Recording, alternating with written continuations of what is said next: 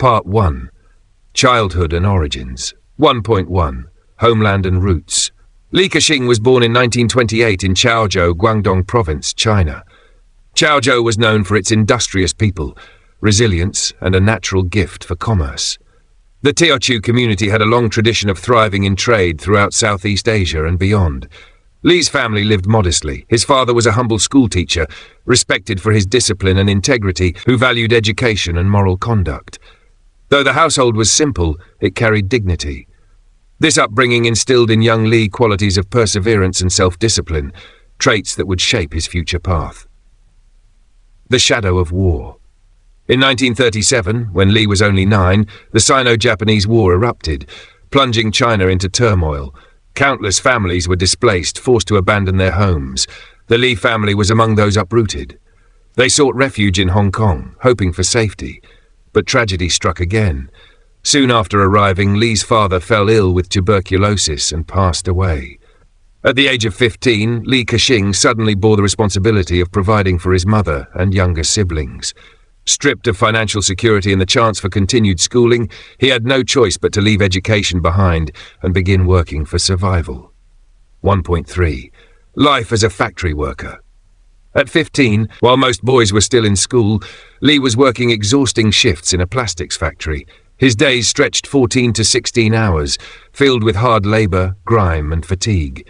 The pay was meager, just enough to keep his family afloat. Yet within that dim factory, Li stood out. Where others accepted their fate, he remained observant and inquisitive. He studied how managers operated, watched merchants bargain, and learned the workings of the factory. After long shifts, instead of resting, he immersed himself in books on business, mathematics, and English, teaching himself through old manuals and newspapers. Every spare moment became an opportunity to learn. These experiences laid the foundation for his future business instincts. 1.4. Steel forged by adversity. Li would later reflect, "If my father had not died early, I might have become just a schoolteacher like him. It was tragedy that forced me to grow up quickly and seek another path." This remark captures his essence. Hardship did not crush him, it strengthened his determination. Rather than surrender to grief, he used it as motivation. He saved every coin from his wages, refused cigarettes and luxuries, and lived with extreme frugality. Co-workers noted how unusual he seemed, quiet, serious, and reserved, yet his eyes revealed fierce resolve. 1.5. Learning as a way out without higher education, Li turned life into his classroom. He studied English word by word, practiced daily at the factory, observed supervisors managing production, and picked up negotiation skills from merchants at the docks. Through this, he came to a lasting understanding. Knowledge can be self-taught. Opportunities exist for those prepared to grasp them. Hard work, thrift, and foresight drive real progress. 1.6. The growth of a determined mind. By the late 1940s, as Hong Kong moved into rapid industrialization, Li had saved a modest sum. More important than money was the knowledge he had gathered: plastics, machinery, supply and demand, and the flow of trade. To outsiders, he was still just a poor factory worker, but in his own mind, he was readying himself to leap forward. He was prepared to shift from mere survival to building something greater. 1.7. Conclusion of Part 1. The birth of a legend. Ka-shing's early years were defined by hardship, a father lost too soon, a childhood education cut short, endless hours in dim, oil-stained factories, poverty and responsibilities far beyond his age. Yet from this furnace of suffering, resilience was forged. Li turned grief into determination, ignorance into self-education, and poverty into ambition. In the weary nights after long factory shifts, a 15-year-old boy held on to a dream. One day he would rise above poverty and create an empire of his own. Part 2. The first steps into entrepreneurship. 1. The post-war Hong Kong landscape.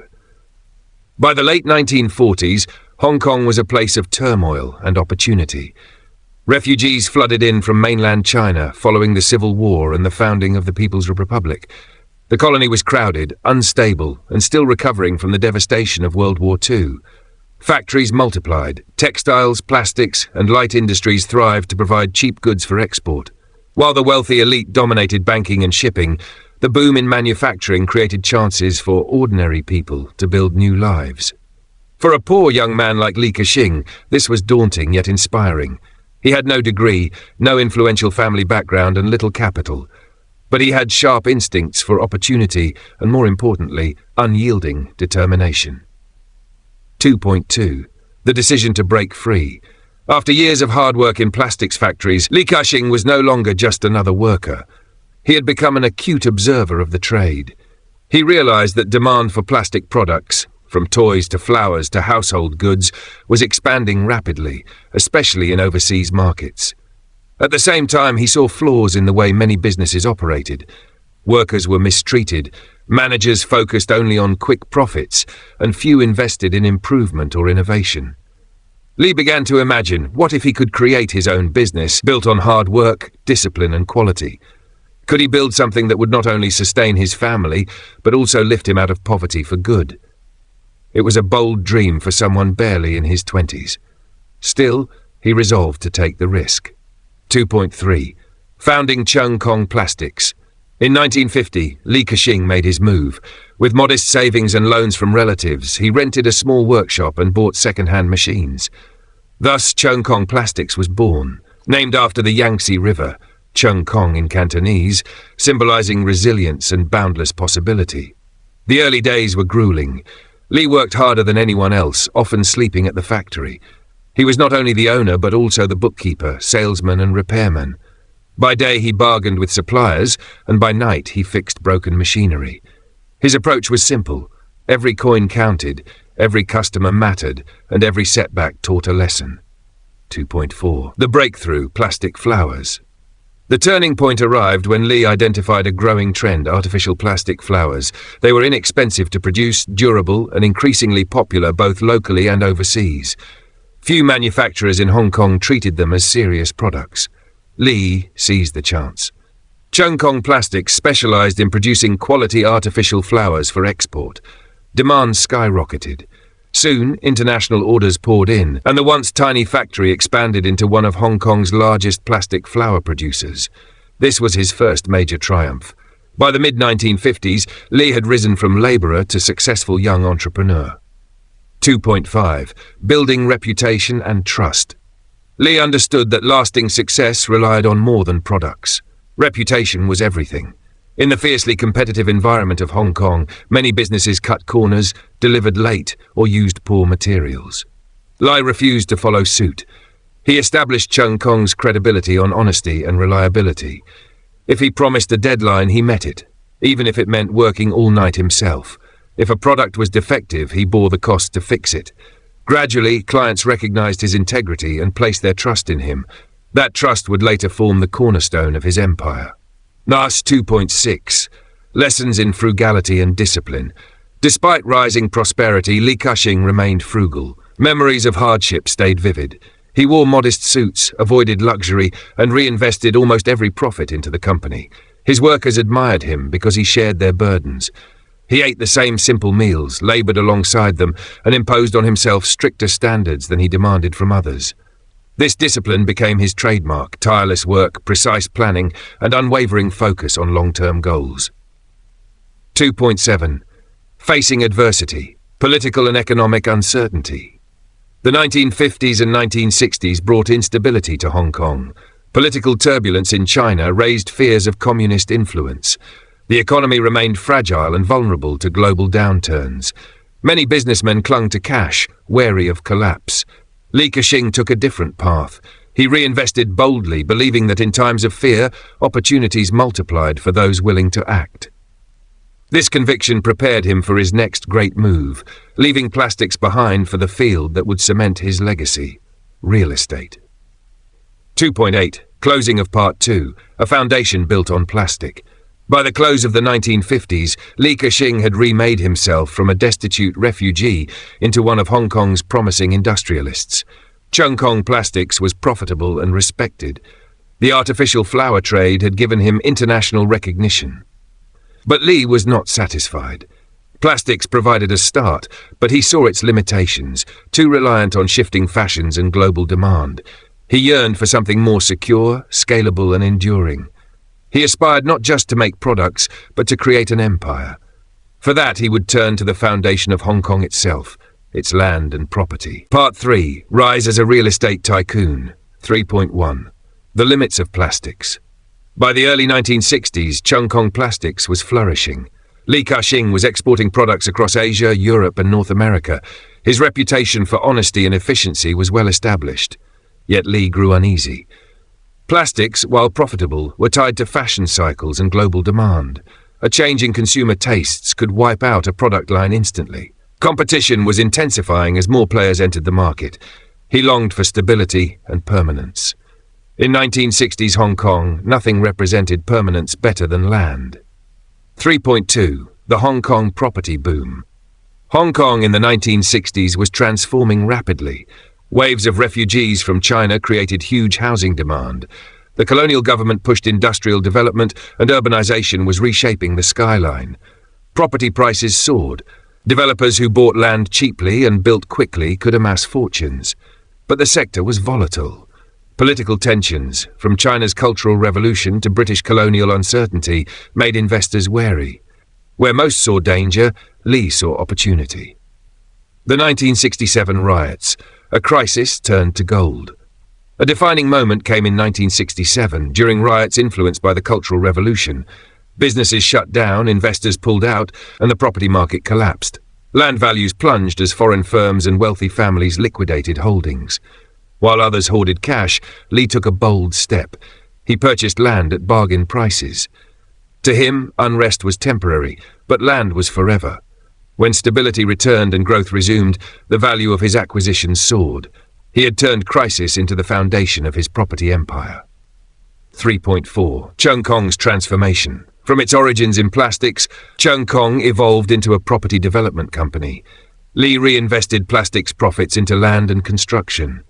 In the early 1970s, he established Cheung Kong Holdings as his real estate flagship. What began as a small plastics workshop now stood among Hong Kong's rising developers. Li targeted middle-class housing, affordable, practical apartments for families. This steady demand set him apart from rivals focused only on luxury projects. A reputation for reliability, Li's approach to real estate reflected his earlier values: discipline, integrity, reliability. When buyers put down deposits, he ensured delivery on time, rare in an industry plagued by delays and broken promises. His reputation grew quickly. Families trusted that a Cheung Kong home would be built as promised. That trust became one of his most valuable assets. 3.6. The IPO of Cheung Kong Holdings in 1972. Cheung Kong Holdings went public on the Hong Kong Stock Exchange. This marked a turning point. Ka-shing was no longer just ambitious. He was recognized as a leading tycoon. The IPO gave him access to vast capital, fueling further expansion. By the mid-1970s, Cheung Kong ranked among the city's top developers, standing shoulder to shoulder with long-established colonial giants. For the first time, a Chinese entrepreneur without foreign connections was breaking into the upper ranks of Hong Kong's economy. 3.7. Breaking the colonial monopoly. British firms like Jardine Matheson, Swire and Hutchison Whampoa had long dominated Hong Kong's commerce. For generations, Chinese businessmen had been excluded from that circle. Ka-shing shattered the pattern. His rise represented a new wave of Chinese entrepreneurs redefining Hong Kong's identity. By the late 1970s, Cheung Kong's value had soared, and Li was among the most influential property developers in the city. 3.8. The acquisition of Hutchison Whampoa. The defining triumph came in 1979, when Li acquired control of Hutchison Whampoa with HSBC's support. This was one of Hong Kong's oldest British trading houses. For the first time, a Chinese businessman had taken charge of a major British conglomerate. It was hailed as a symbolic moment worldwide, the arrival of Superman Li. The acquisition opened doors beyond property into shipping, ports, and global trade networks. It launched Li from local success into the international stage. 3.9. Closing of Part 3. The birth of Superman Li. By the close of the 1970s, Ka-shing had achieved a remarkable transformation. From poor factory worker to plastics magnate. From plastics to property visionary. From cautious observer to bold investor in crisis. From outsider to owner of a historic British conglomerate. He was no longer just a businessman. He was Superman Lee, a living emblem of ambition, resilience, and the rise of Chinese entrepreneurship in a global age. Part 4. Building a Global Empire. 4.1. The Dawn of a New Era. The 1980s marked a turning point not only for Li Ka-shing but also for Hong Kong. The territory faced uncertainty as Britain and China negotiated its future, creating anxiety among investors. For Li, uncertainty meant possibility. Having already succeeded in plastics and property, and now with Hutchison Whampoa under his control, he held the platform to branch into industries across the globe. He was no longer just a property developer. He was about to become the builder of one of the most diversified conglomerates in the world. 4.2. Hutchison Whampoa, the gateway to the world. Hutchison Whampoa, founded in the 19th century, had long been a crown jewel among British trading houses in Hong Kong. Its assets included wharves, shipping lines, retail outlets, and financial services. Li's acquisition in 1979 stunned the establishment. For the first time, a Chinese entrepreneur had taken control of a colonial institution. Many in London and Hong Kong doubted he could manage such a vast and international company. Li proved them wrong. He restructured the business with his characteristic discipline, eliminating waste, tightening management, and emphasizing long-term vision. Under his leadership, Hutchison Whampoa became the central pillar of his empire. 4.3. Building a port empire. Among Li's most visionary moves was his push into ports and container terminals. In the 1980s, global trade surged, and containerization reshaped shipping. While many traditional firms underestimated its significance, Li recognized the future. Through Hutchison Port Holdings, he began acquiring and running ports worldwide. From Hong Kong to Panama, Rotterdam to Felixstowe in the UK, his reach expanded. By the 1990s, Hutchison operated one of the largest container terminal networks globally. Ports were not just facilities, they were gateways of globalization. By controlling them, Li placed himself at the crossroads of international commerce. 4.4. Diversification into retail. Li believed in diversification. Through Hutchison, he entered retail. Central to this expansion was A.S. Watson Group, which encompassed Watson's pharmacies, Park and Shop supermarkets, and Fortress electronics stores. These businesses made his presence felt in everyday life. Families who shopped at his supermarkets, visited his pharmacies, or bought electronics at his stores all encountered Li's empire. It was said that in Hong Kong, from morning until night, one inevitably interacted with something tied to Li Ka-shing. 4.5. Bold moves into telecommunications. During the 1980s and 1990s, telecommunications emerged as a new frontier. The mobile phone revolution was underway, though many businessmen hesitated to enter the risky, capital-heavy sector. Li Ka-shing saw opportunity. In 1983, Hutchison launched Orange, a mobile network in the UK, which grew into one of Europe's most successful telecom brands. Later, he expanded into 3G technology with Hutchison 3G. Despite skepticism, his gamble succeeded. Telecoms became a cornerstone of his empire, granting him influence across continents. 4.6. Energy and infrastructure. Beyond ports, retail and telecom, Li expanded into energy and infrastructure.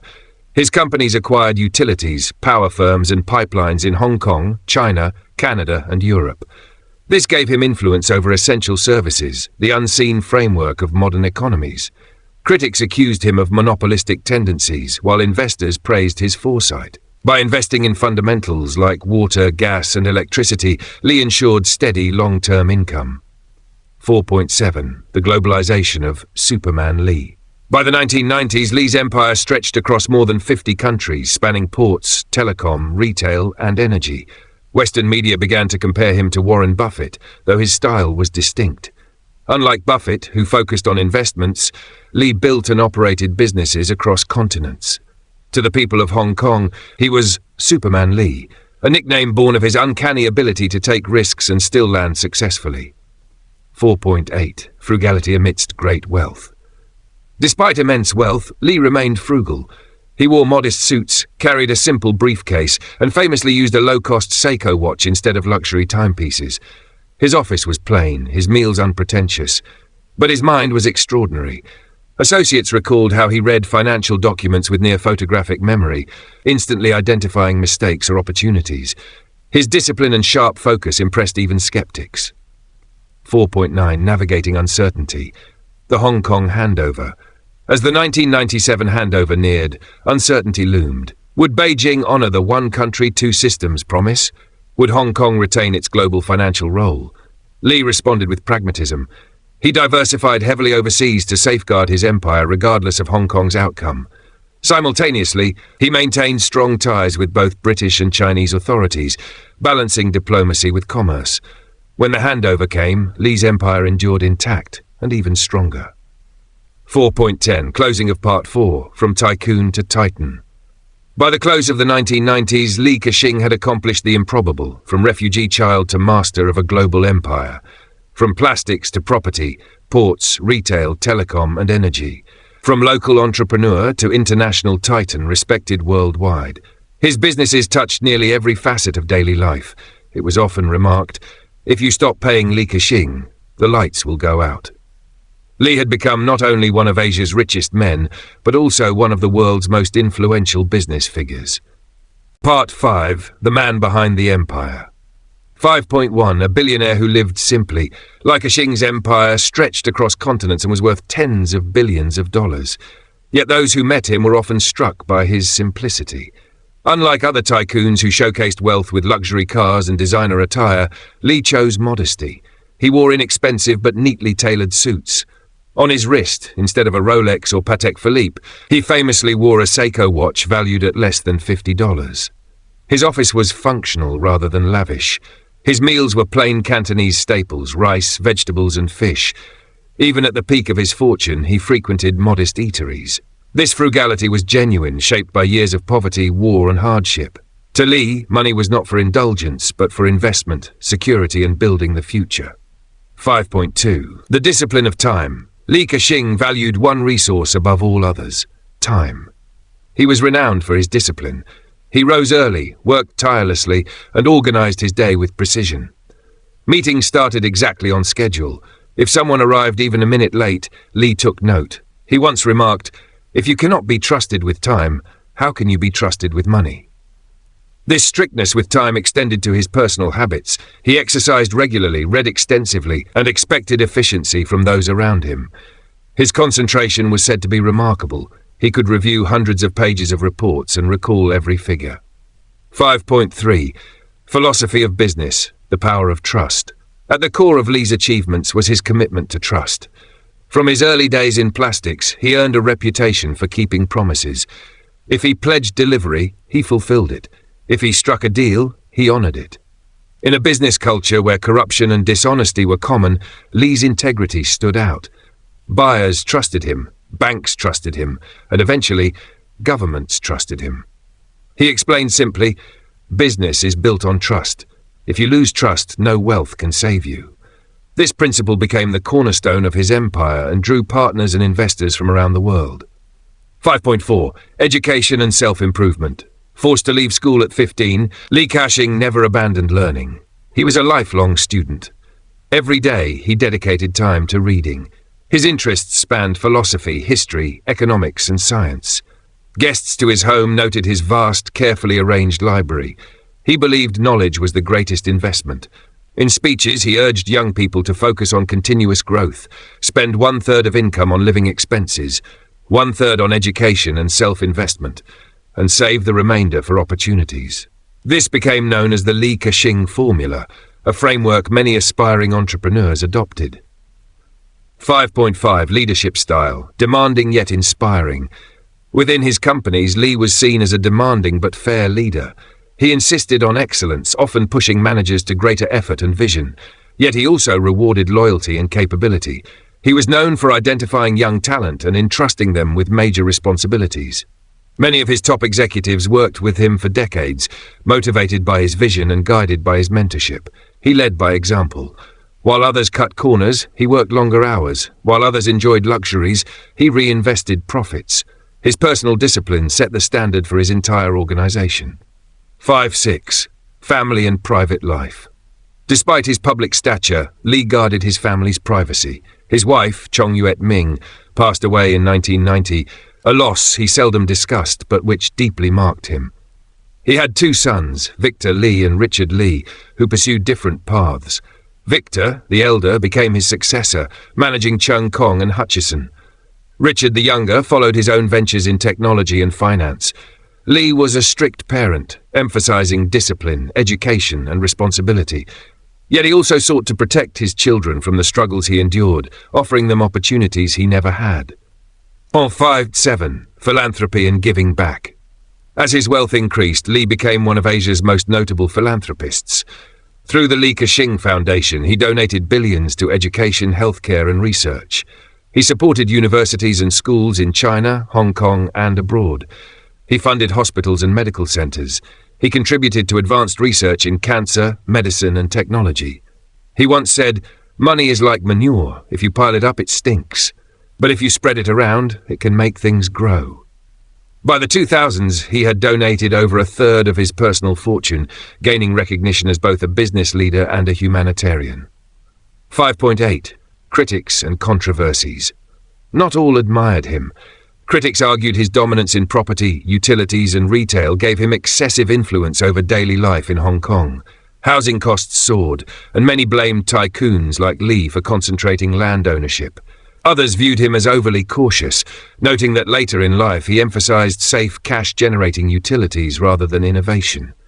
Still, even critics acknowledged his discipline and vision. To many, he embodied both the opportunities and inequities of Hong Kong capitalism. 5.9. The essence of Superman Lee. Lee Ka-shing was full of contrasts, a man of vast wealth who lived simply, a school dropout who revered education, a relentless competitor in business, yet a generous benefactor in society, a figure shaped by tragedy, yet defined by resilience. His legacy was not solely financial, it was rooted in character, discipline, and foresight. 5.10. Closing of Part 5, The Human Side of a Titan. By the early 2000s, Lee Ka-shing was more than a tycoon. He had become a symbol of perseverance, order, and vision. Behind his vast empire of ports, telecoms, retail, and energy stood a man who still remembered the boy in the factory, the hunger, the loss of his father. Those memories guided every choice he made. As he often reminded the next generation, "I was not born rich, I had no connections. I only had hard work, honesty, and the will to never give up. If I can do it, so can you." Thus, the story of Superman Lee became more than a tale of business. It became a testament to human endurance. Part 6. Challenges, Criticism, and Resilience. 6.1. The Weight of a Giant. By the early 2000s, Lee Ka-shing stood as one of Asia's most powerful businessmen.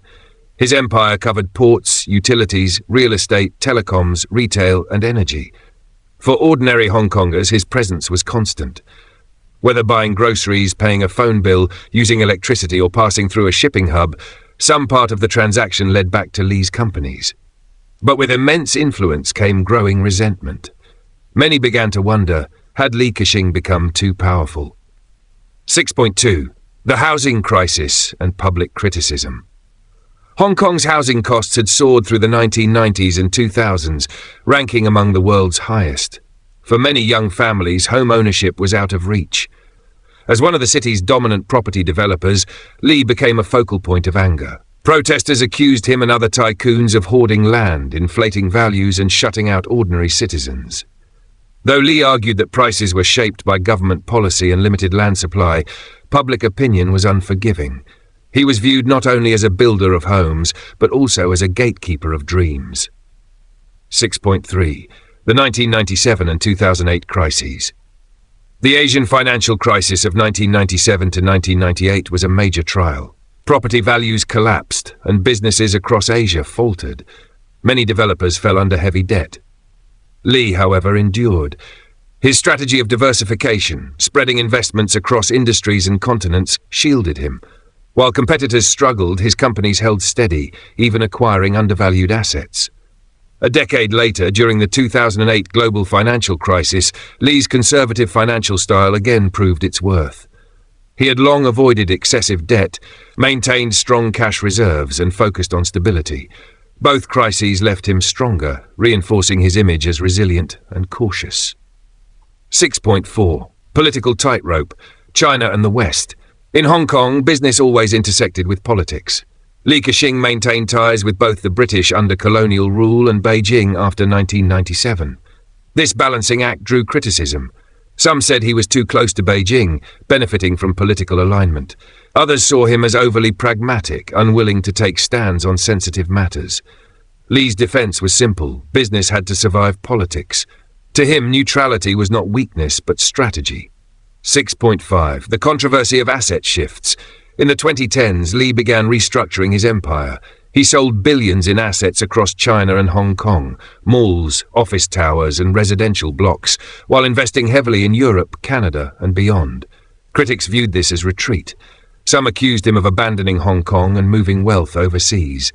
Chinese state media questioned his loyalty. Li responded that it was risk management. He had seen too many empires collapse from overexposure to one region. Diversifying globally would safeguard his companies from local volatility. History validated his reasoning. Global assets in ports, telecoms, and energy gave him steady returns insulated from regional risks. 6.6. The rise of competitors and the changing landscape. By the late 2000s and 2010s, Li Ka-shing was no longer the sole Superman of Asia. A new generation of tech magnates, Jack Ma of Alibaba, Pony Ma of Tencent, and others, captured headlines. Against the glamour of digital innovation, Li's empire of utilities, ports, and property seemed conservative. Critics said he had missed the digital revolution. Li never claimed to be a tech pioneer. His focus remained on essentials: water, power, transport, communication. In his view, trends shifted, but necessities endured. 6.7. Family tensions and succession questions. Another challenge was succession. Li's two sons, Victor and Richard, followed different paths. Victor, disciplined and steady, became heir to Chong Kong and Hutchison, later taking over as chairman. Richard, independent and adventurous, built his own ventures in finance and telecom, sometimes clashing with his father's conservative approach. Media often highlighted their differences, portraying Richard as the rebellious son. Li rarely commented, but the weight of ensuring continuity for his empire was clear. 6.8. The reputation paradox. By the 2010s, Li Ka-shing was both celebrated and criticized. Admirers saw vision, resilience, and philanthropy. Critics saw him as the embodiment of inequality, a symbol of tycoons holding sway over ordinary lives. This paradox was inescapable. His achievements made him a giant, but for many, the giant loomed too large. 6.9. Stepping back but never leaving.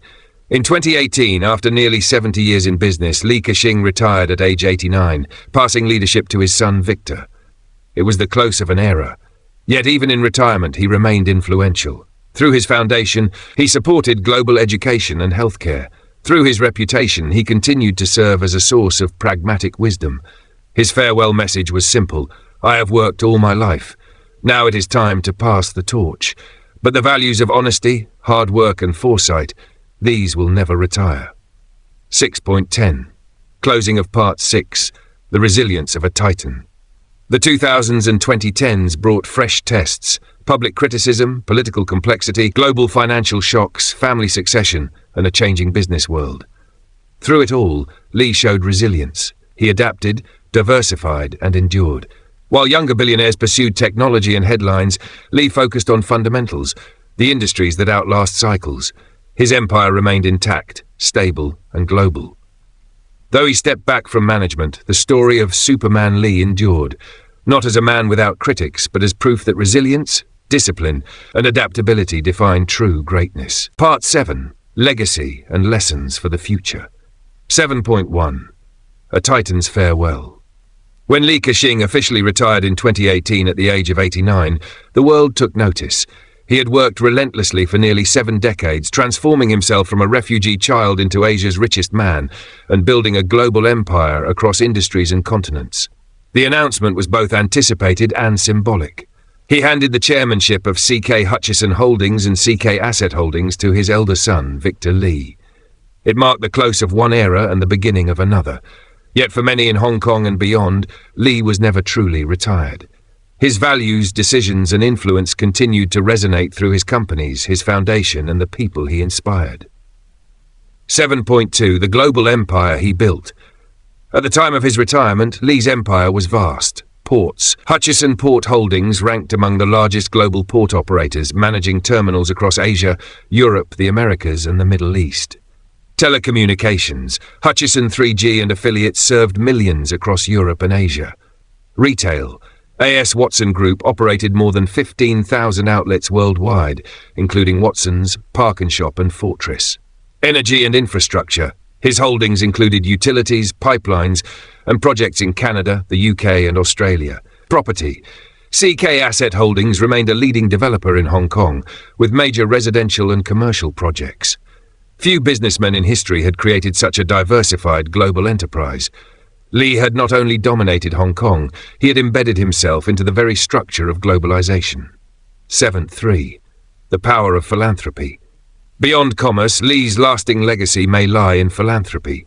Through the Ka-shing Foundation, he donated over $3 billion to education, healthcare and science. He funded universities in Hong Kong, mainland China and Canada. He supported hospitals, including the Ka-shing Faculty of Medicine at the University of Hong Kong. He contributed to advanced cancer research, genomics, and medical technology. Lee believed wealth must serve a higher purpose.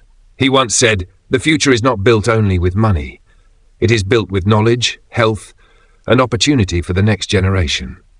This vision made him not just a tycoon, but a benefactor shaping the future of learning and health worldwide. 7.4. Controversies that followed. Legacy is rarely unclouded. Critics accused Lee of contributing to Hong Kong's housing crisis through his dominance in property. Others saw his divestment of Chinese and Hong Kong assets in the 2010s as disloyalty. Yet even detractors admitted his foresight was unmatched. While others fell with the tides of change, Lee adapted, diversified, and secured his empire.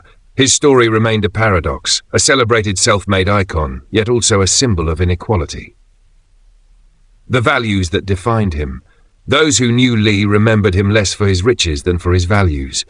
Frugality. He avoided luxuries, always reinvesting profits. Discipline. He lived by strict routines, respected time, and expected excellence. Trust. He built his businesses on reliability and reputation. Vision. He looked beyond crises to long-term horizons. These principles were his compass, guiding him through upheaval and transformation. 7.6. Lessons for entrepreneurs and leaders. Lee's life offers enduring lessons. Turn hardship into strength. Losing his father and leaving school gave him drive. See opportunity in crisis. Buying land during the 1967 riots laid his property fortune. Diversify and adapt. From plastics to ports to global assets, he evolved constantly. Live simply, think boldly. Modest in lifestyle, ambitious in vision. Give back. He treated philanthropy as a responsibility, not a choice. 7.7. The symbol of Superman Lee. In Hong Kong, he was known as Superman Lee, not for supernatural powers but for his ability to thrive under any conditions. From refugee to factory worker, from developer to global titan, his resilience defined him.